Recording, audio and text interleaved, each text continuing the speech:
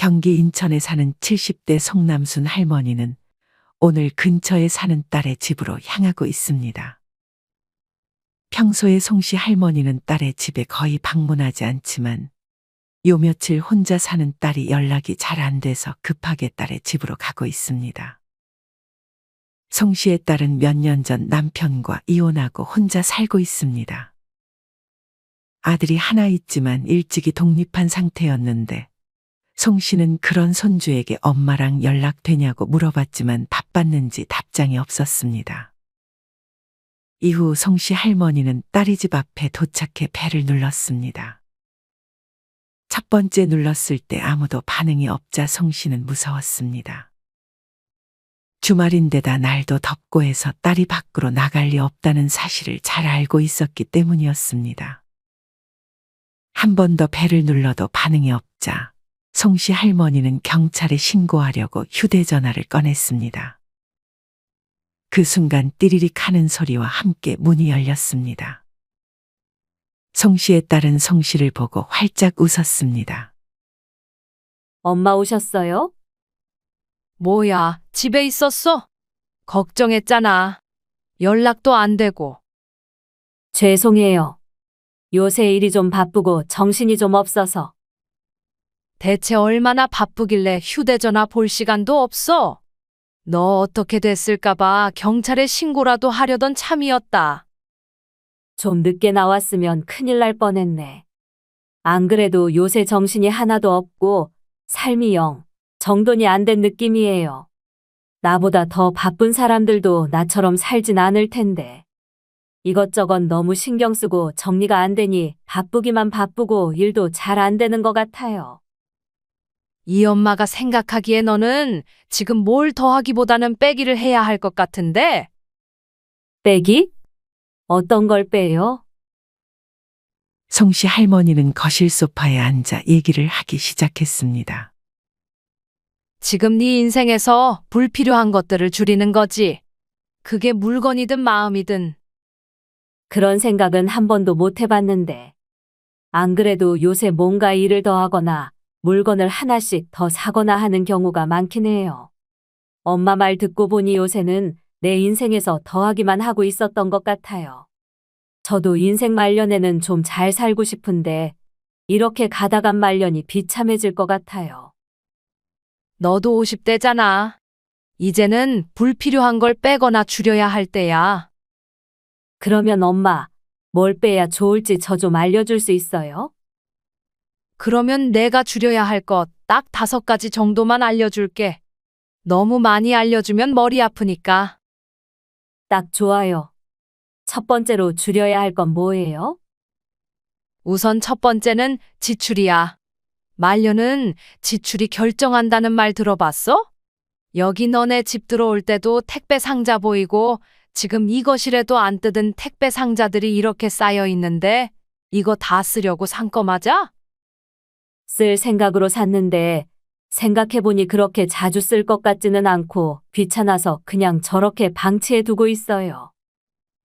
말년에 비참해지지 않으려면 제일 중요한 것 중 하나가 모두가 알겠지만 돈이야.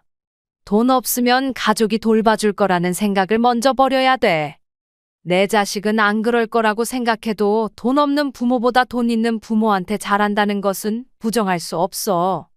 돈을 지키려면 지출을 잘 통제해야 돼. 네가 버는 수입을 늘리는 것도 좋지만 현실적으로 그건 쉽지 않잖아.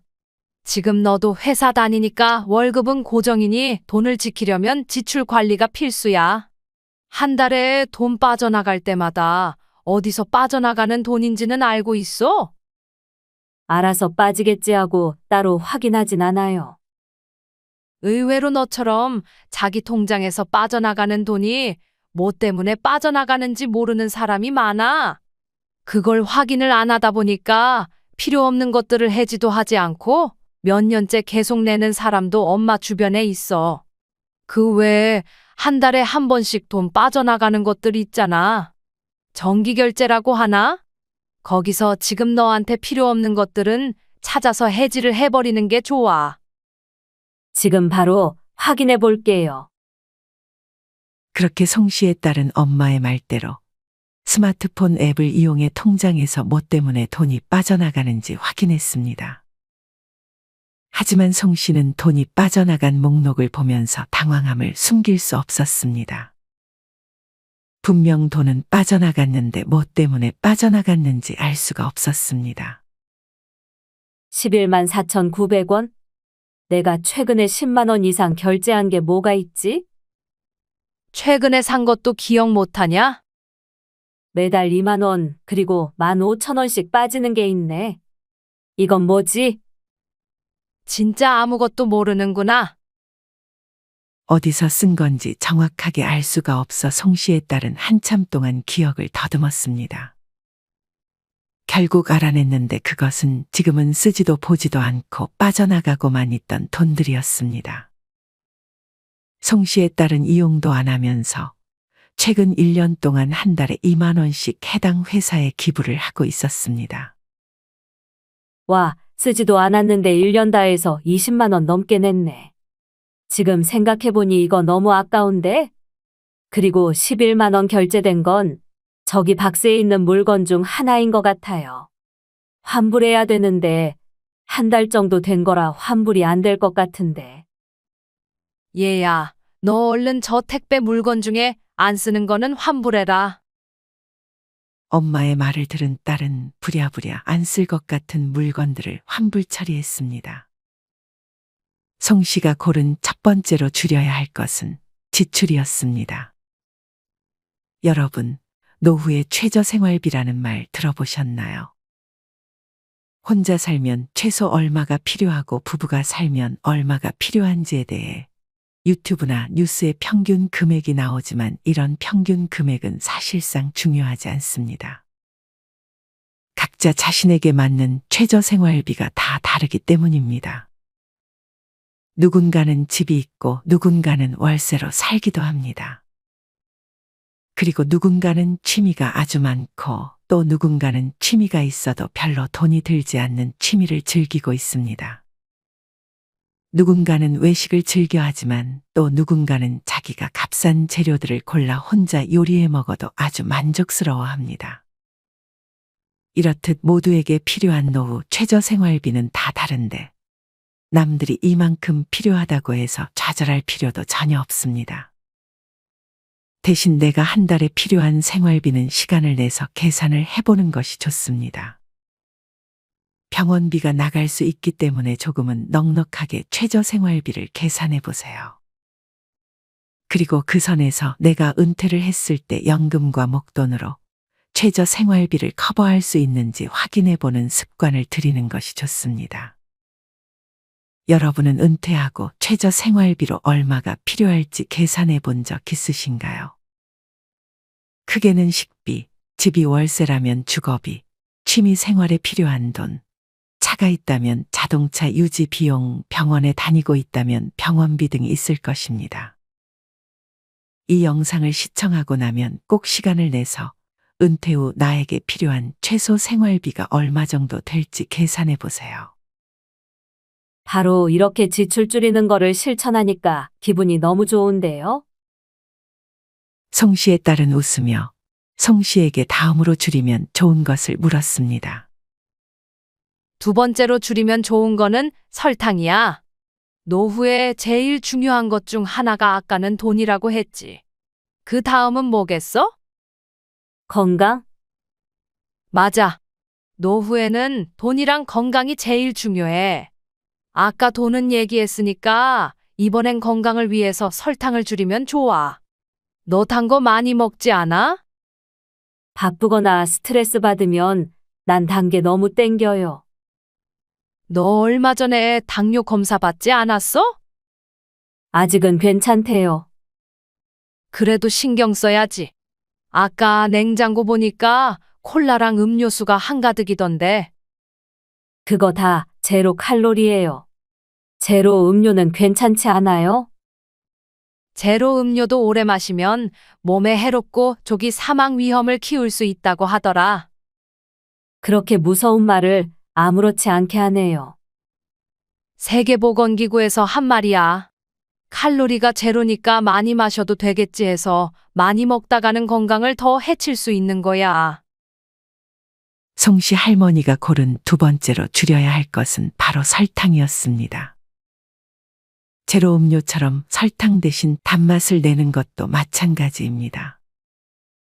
설탕은 특히나 노화와 질병에 좋지 않은 영향을 미칩니다. 설탕을 많이 먹으면 나이가 들어 뇌기능에 장애를 일으킬 수도 있다고 합니다. 카이스트 김필남 교수님과 정용 교수님의 공동연구팀이 진행한 연구 결과에 따르면 몸속에 축적된 당이 뇌막의 변성과 기능장애를 일으킨다고 합니다. 설탕과 더불어 녹말도 함께 피해주는 것이 좋습니다. 녹말은 탄수화물의 일종으로 여러 개의 포도당이 글루코시드 결합으로 결합된 다당류라고 합니다. 이런 설탕과 녹말을 과다 섭취하게 되면 췌장이 혈당을 통제하기 위해 더 많은 인슐린을 생산해내는데 이런 인슐린 저항성은 심장병, 암, 당뇨병, 고혈압 등 모든 노화 관련된 질병과 밀접하게 연관되어 있다고 합니다. 설탕을 끊었을 때 하루 이틀 정도는 무기력하고 기운이 없거나 두통, 메스꺼움 및 집중력 저하가 나타날 수 있습니다. 하지만 그 이후로는 입냄새도 줄고 무기력증과 예민함, 조울증 등의 감정 변화가 완화될 수 있다고 합니다. 그로부터 일주일이 지나면 피부도 좋아지고 그 이상이 지나면 기력이 증가하고 체중 감소로 인해 만성질환을 예방하는 효과까지 있다고 하니 백해무익한 설탕은 나이 들어 줄여야 할 대표적인 음식입니다. 한 번에 끊기는 힘들겠지만 서서히 끊어볼게요. 그렇게 말하면서 딸은 어제 먹다 남은 도넛을 과감하게 버렸습니다. 그 다음 세 번째는 뭐예요? 아무리 봐도 너네 집은 불필요한 물건들이 너무 많은 것 같아. 홈쇼핑에서 신기한 물건 나오면 사는 버릇 아직 못 고쳤어?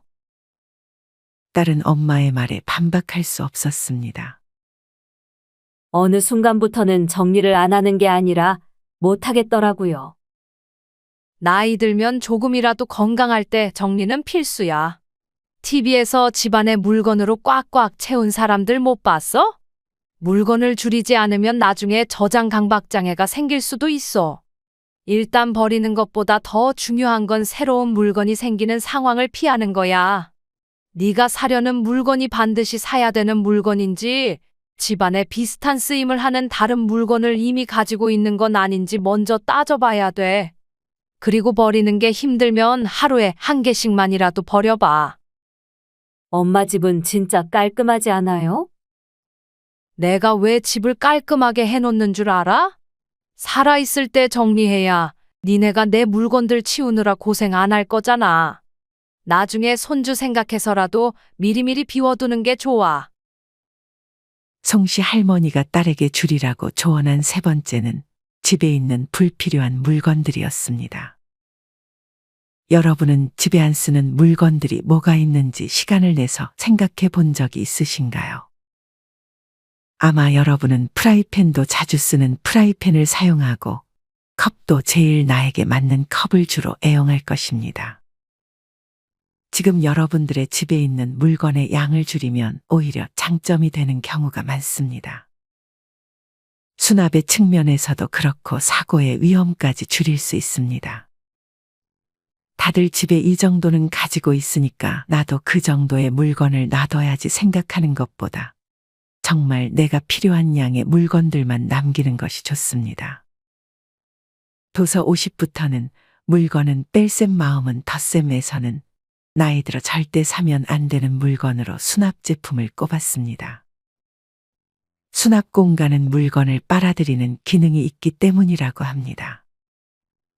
그도 그럴 것이 수납 공간이 빈 것보다는 채우고 싶은 마음이 잘 들기도 하기 때문에 수납 제품은 그냥 안 사는 것이 가장 좋습니다. 특히나 바닥이나 의자에 막 쌓아둔 물건들은 나를 해치는 흉기가 될 수도 있습니다. 물건을 정리하지 못해 다친다고 상상해 보세요.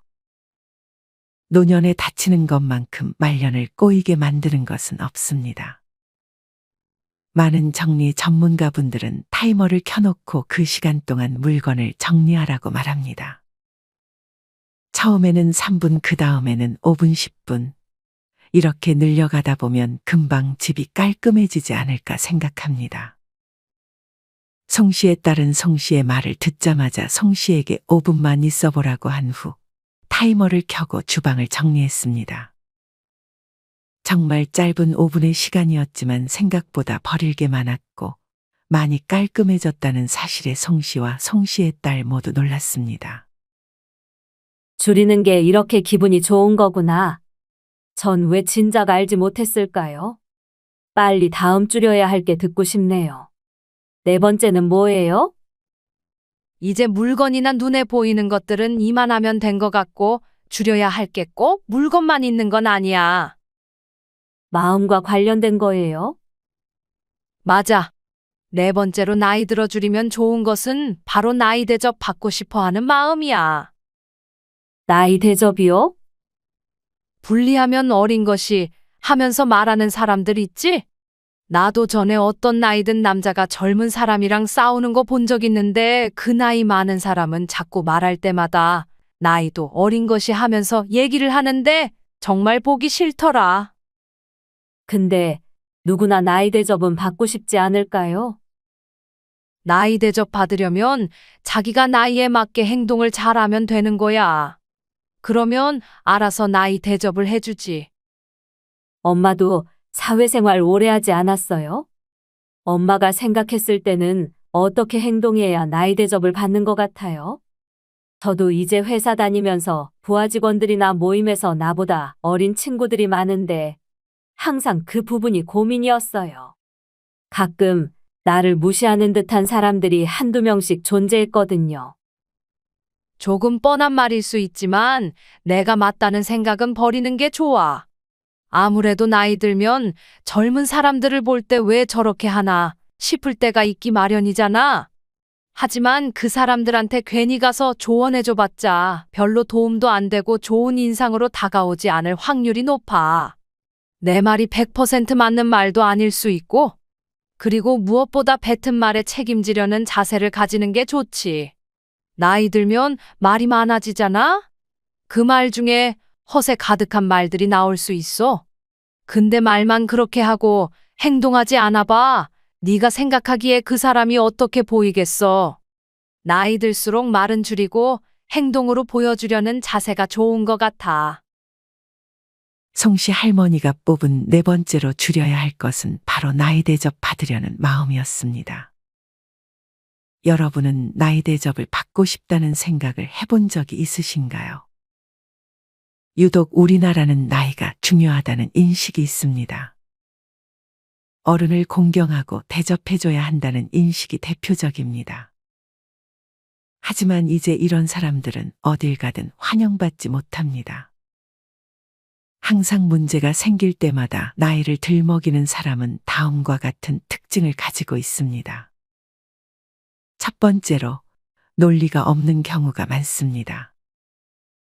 즉 분리하면 나이가 몇이냐, 넌 애비 애미도 없냐는 말을 꺼내는 것입니다.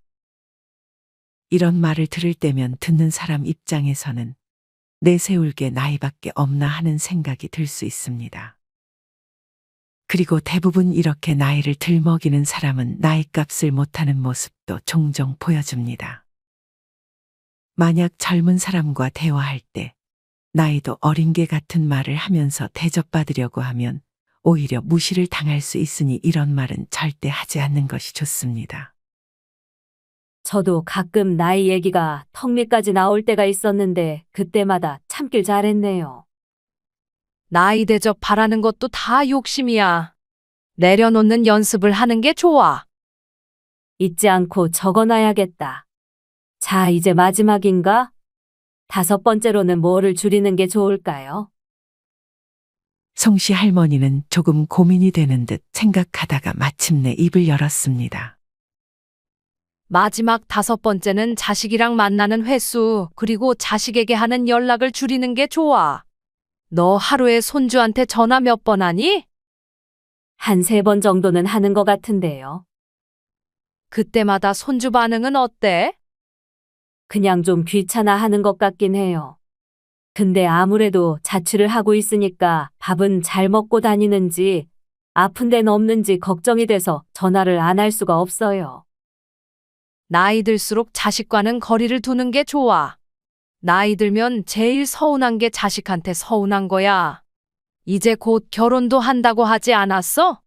결혼해서는 특히나 남이라고 생각하고 사는 게 중요해. 엄마도 이걸 몰라서 너 결혼하고서도 전화 자주 하고 반찬 가져다 주고 했잖아. 그때 어땠어? 솔직히 조금 귀찮긴 했죠. 자식을 위해서 한 게 오히려 자식들을 힘들게 할 수 있다니까.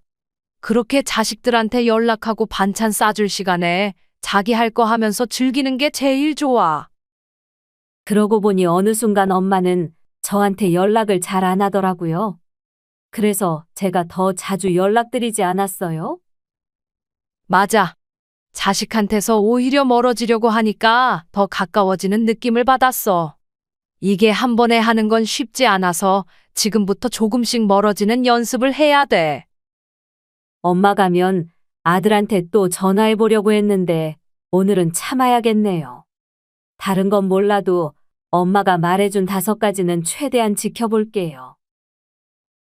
그렇게 송 씨의 딸은 엄마가 말해준 5가지를 조금씩 줄여가며 삶을 정리정돈하고 있습니다. 여러분은 송 씨 할머니가 말하는 5가지. 첫째, 지출. 둘째, 설탕. 셋째, 집안에 불필요한 물건.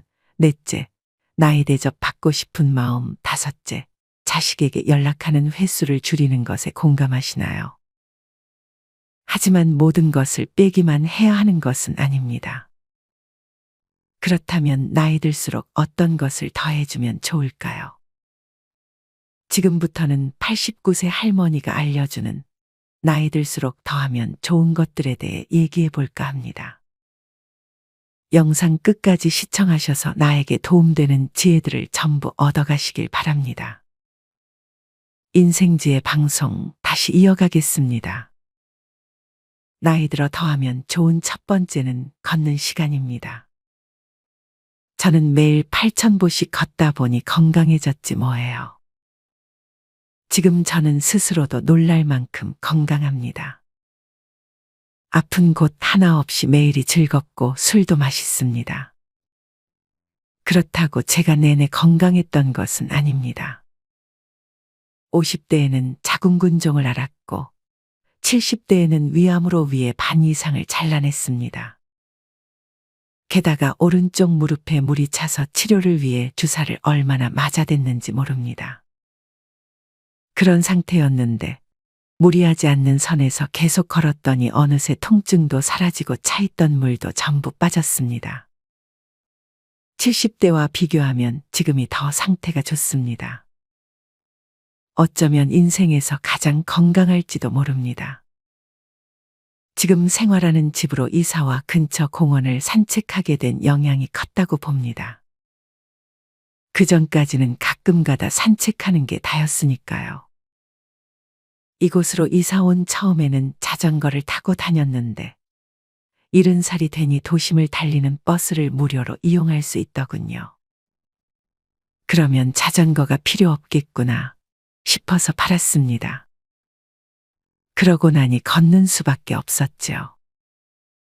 산책은 물론이고 장을 볼 때도 태극권을 하러 오갈 때도 걸었습니다. 지금은 1년에 어쩌다가 몇 번 버스를 타는 정도입니다. 코로나로 멀리 나갈 수도 없어서 전철도 탈 일이 없어 걷는 일이 크게 늘었습니다. 그 덕분에 건강해졌다고 확신합니다. 집 근처 공원은 집에서 걸어가기 딱 좋은 거리에 있습니다. 왕복 4,000보, 공원을 한 바퀴 빙 돌면 7,500보입니다.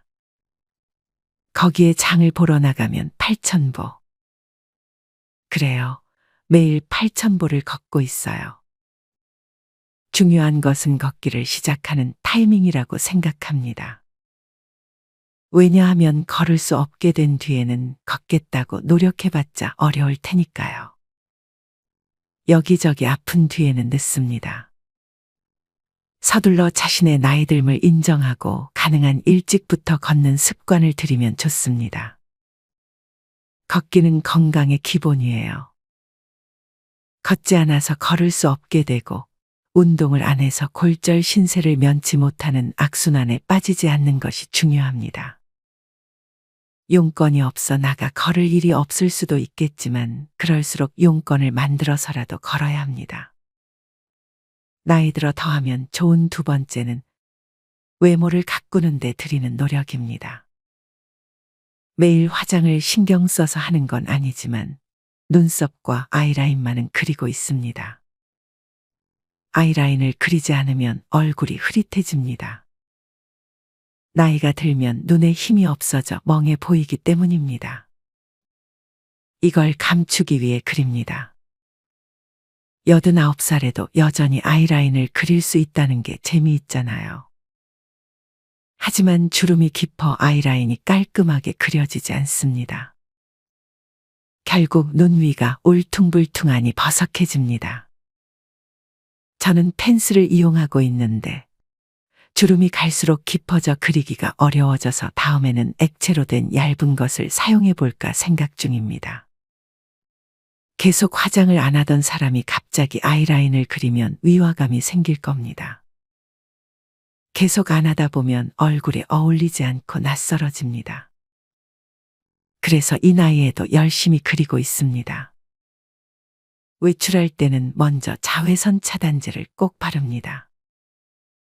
예전에는 다음 순서로 파운데이션을 발랐는데 주름 사이에서 굳어져 버려 나이를 먹은 후로는 파운데이션을 치덕치덕 바르는 건 관두게 되었습니다. 그 대신 지금은 파운데이션이 아닌 루스 파우더로 가볍게 눌러줍니다. 태극권이나 마작을 하러 갈 때뿐이라고 해도 너무 할머니스럽게 있는 것도 별로라는 생각이 들어 이 정도는 합니다. 걷는 자세만 살짝 바꿔도 젊어질 수 있습니다. 저만의 방법입니다만 아름답게 걷는 방법이 있습니다. 도로에 그어진 흰 선이 있죠. 그 선 위를 곧은 자세로 걷습니다. 항상은 아니어도 가능하면 의식하며 걷고 있습니다. 공원에서도 보도라인이 있는 곳에서는 그렇게 하고 있고요. 그러면 걷는 자세와 방향이 자연스럽게 곧아집니다. 젊을 때부터 이어오던 방법으로 이유는 아름답게 걷고 싶어서였습니다. 뒷모습이라도 아름다우면 좋잖아요. 덕분에 지금도 뒷모습이 아름답다는 말을 듣습니다. 뒤에서 보면 절대로 노인처럼 안 보인다면서 말이죠. 어느 방향에서 보더라도 아름다우면야 좋겠지만 아무래도 앞모습까지는 무리니까요. 배에 힘을 준다거나 하는 어려운 동작은 하지 않습니다. 그저 등이 굽지 않도록 자세를 곧게 펼 뿐입니다. 몸이 아프면 등이 굽어지겠지만 지금까지는 괜찮아서 자세는 항상 신경을 쓰고 있습니다. 돈 들이지 않고도 멋낼 수 있는 방법은 얼마든지 있어요. 옛날부터 멋내는 것을 좋아했어요. 물론 지금도 좋아합니다. 하지만 이 나이가 되면서는 돈을 들이지 않고 멋을 내고 있어요. 그게 참으로 즐겁습니다. 이를테면 평소에 옷차림에 고운 색의 스카프나 숄을 매치해보는 식으로 말이죠. 스카프나 숄은 캐시미어와 같은 고급 제품도 물론 있지만 비교적 저렴한 가격대로 살 수 있는 것도 많아요. 그런 제품을 어깨에 걸치거나 깔끔하게 목에 두릅니다. 방안도 되니 일석이조죠. 옷은 세일 코너에서 삽니다. 세일 코너에서 좋은 물건을 발견하면 얼마나 설레는지 몰라요. 하지만 코로나 이후로는 옷을 거의 사지 않아요. 태극권과 마작, 장을 보러 갈 때 말고는 입고 나갈 일이 없으니까요. 집에서는 착용감이 뛰어나고 편안한 게 좋고요. 과거에는 줄곧 하이힐을 신은 터라 저는 무지외반증이 있습니다. 그래서 일반적인 신발을 신으면 무지외반증에 돌출된 엄지발가락 쪽 관절이 닿는 부분이 제일 먼저 닳아서 자칫하면 구멍이 납니다. 그래서 이번에는 점원이 추천해준 무지외반증용 깔창을 신발 안에 넣어봤습니다. 쿠션이 좋아 착용감이 상당히 좋더군요. 모든 신발에 사용할 수 있고 세탁도 할 수 있어서 하나 갖고 있으면 안심이 됩니다. 목걸이나 귀걸이와 반지는 어쩌다 보니 늘 착용하고 있습니다. 한번 착용하면 한동안은 착용한 채로 생활하기 때문이에요. 겨된장을 휘저을 때도, 목욕할 때도 착용한 채로. 그래서 너무 큰 건 착용할 수 없습니다. 잠시 외출할 때는 포인트가 될 만한 큼지막한 목걸이를 착용하기도 하지만요. 목걸이는 외국에 갔을 때 기념으로 사고는 했습니다. 액세서리는 딸에게 받은 선물도 많습니다. 칸막이로 나뉘어 있는 케이스에 보관하고 착용 중인 액세서리가 질리면 이따금 바꿔 끼웁니다. 어디까지나 편안하면서도 세련된 차림이 기본입니다. 나이 들어 늘리면 좋은 세 번째는 울고 웃는 시간입니다. 드라마를 보며 울고 웃는 일은 젊음을 유지하는 비결이에요. 벌써 20년도 더 된 옛날 옛적 일인데 일본에서 한류 드라마 겨울 연가가 크게 유행한 적이 있었습니다. 배우 이병헌을 좋아해서 한국 드라마에 빠져들었던 시기이기도 합니다. 아마존에 파이어 TV 스틱을 세팅하고 넷플릭스에도 가입하고 전부 직접 했습니다. 한국 드라마는 손자도 아주 좋아해서 드라마 이야기를 시작하면 신이 나서 한참 수다를 떨게 됩니다. 스카이캐슬 재밌더라 하면서 말이죠. 그 중에서도 나빌레라는 정말로 추천합니다. 드라마를 보면서 그렇게 운 건 처음이에요. 드라마를 보는 내내 눈물이 멈추질 않았습니다. 70살에 발레를 시작한 주인공과 23살 발레리노의 이야기로 누구든 좋아할 감동적인 스토리라고 생각합니다. 오징어 게임은 1화를 다 보고 2화를 보기 시작했는데 이건 별로라고 생각해 일단 멈췄습니다. 어두운 느낌이 들어서요. 하지만 계속 궁금해서 못 참겠더라고요. 그래서 다시 보기로 결심했죠. 그러자 안 보고는 도저히 못 배기겠더라고요. 대체 이 다음은 어떻게 되는 걸까 하고 말이죠. 그 결과 굉장히 재미있었습니다. 이병헌이 나올 때는 깜짝 놀랐죠. 넷플릭스로 보는 건 한국 드라마가 대부분이지만 지금은 가끔 중국의 삼국지를 보기도 합니다. 이 드라마는 50화 이상이라 단숨에 몰아볼 수 없어서 도중에 멈추고 다른 드라마를 보며 이것저것 즐기고 있습니다. 넷플릭스 이야기는 한번 시작하면 멈출 수가 없네요. 좋아하는 드라마를 보며 울고 웃는 일은 젊음을 유지하는 비결 중 하나인 것 같습니다. 나이가 들면 아무래도 표정이 부족해지잖아요. 그걸 막는데 한몫해주고 있지 않을까 멋대로 생각합니다. 나이 들어 늘리면 좋은 네 번째는 꽃과 함께 하는 시간입니다. 꽃이 있는 생활은 마음에 평화를 줍니다. 20대 때부터 꽃꽂이에 세계에 기웃거렸습니다.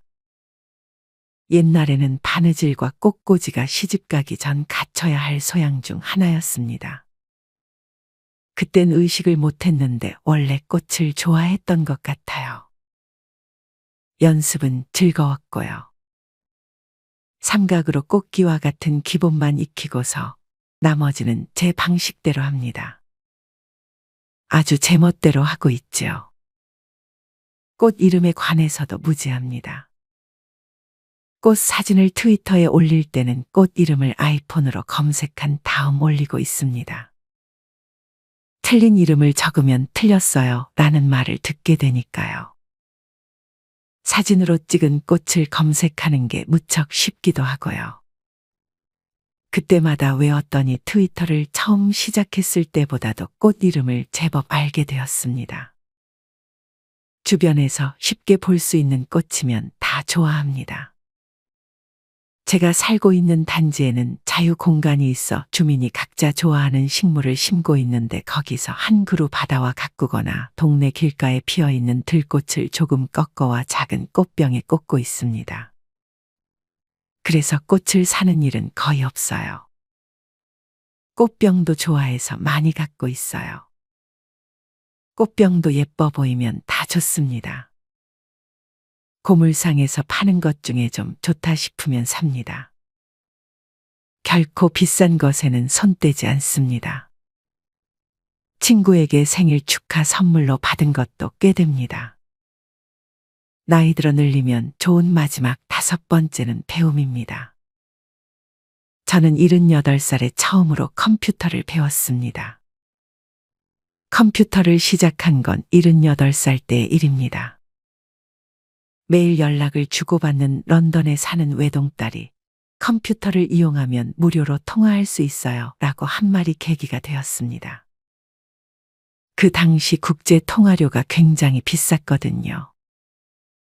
그리고 좋아했던 동방신기의 유튜브를 보고 싶다는 이유도 있었고요. 맥을 사면 1년 수강료 9,800엔으로 1년간 컴퓨터 강좌를 마음껏 받을 수 있다는 정보도 딸에게 들어 망설임 없이 맥을 샀습니다. 처음에는 아무것도 몰라 쭈뼛거리기 바빴지만 수업이 진행될수록 무척 즐겁더라고요. 이런 것도 할 수 있어 하면서 매일매일이 놀람의 연속이었죠.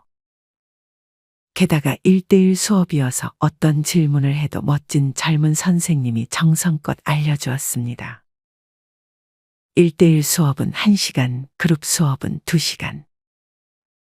13인치의 노트북을 짊어지고 긴자까지 오가는 일은 고됐지만 거기서 사귄 친구와 함께 밥을 먹고 백화점 옥상의 무료 휴식 공간에서 챙겨온 과자를 먹으며 이야기를 나누면서 1년을 매우 즐겁게 보냈습니다. 그 후에도 수업을 더 들을 수 있어서 주 1회씩 3년을 다녔습니다. 뭐든 배우고 싶다고 생각하면 어떻게든 방법이 생깁니다. 고등학교를 졸업하고 도쿄로 왔습니다. 사교 댄스에 빠진 적도 있고 꽃꽂이도 배워보고 마작에 빠지기도 했습니다. 그리고 결혼을 했고 딸을 낳고 이혼을 했습니다. 그 이후로는 다양한 일을 했습니다. 꽤 오랜 시간 언니가 하는 찻집에서 일손을 도왔습니다. 화장품을 좋아해서 화장품 영업을 한 적도 있습니다. 찻집의 단골 손님에게 카탈로그를 건네며 영업을 하기도 했죠. 하지만 그것만으로는 금전적으로 감당이 안 돼 생활은 어렵고 고됐습니다. 아동 수당이 정말로 귀한 돈이었습니다.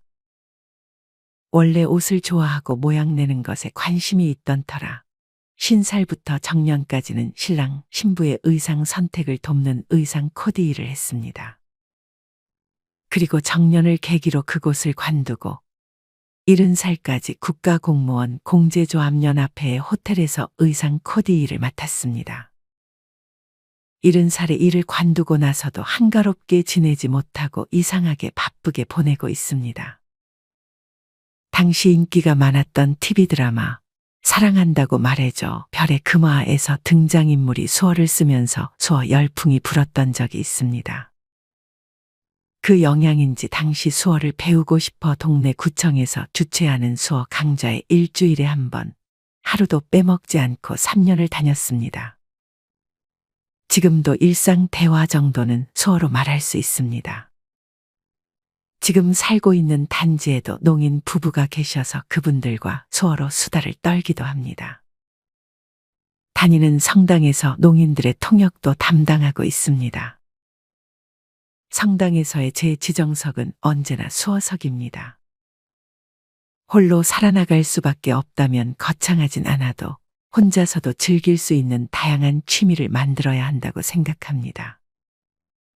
그러나 제일 중요한 건 매사에 한계를 정하지 않는 것 이 아닐까요? 나이가 많아서 못한다. 이 생각을 일단 머릿속에서 밀어낸 뒤 궁금하면 먼저 문을 열어 노크해 보세요. 그러면 그 문은 열릴 겁니다. 설령 물이었다고 해도 다른 문이 열릴 가능성도 높아집니다. 새로운 친구와 같은 행운도 덤으로 따라옵니다. 손해볼 건 아무것도 없어요. 그리고 또 한 가지, 높아심에서 말씀드리자면 그냥 즐겨라. 이것 말고는 없다고 생각합니다. 여러분은 인생에서 무엇을 더하고 무엇을 빼면 좋다고 생각하시나요? 오늘 영상에서 말씀드린 것 이외에 여러분의 다양한 의견을 댓글로 남겨주세요. 이상으로 오늘의 영상을 마치겠습니다. 우리 모든 구독자분들의 행복한 여생을 응원합니다. 다음에 더 좋은 내용으로 찾아뵙겠습니다. 감사합니다.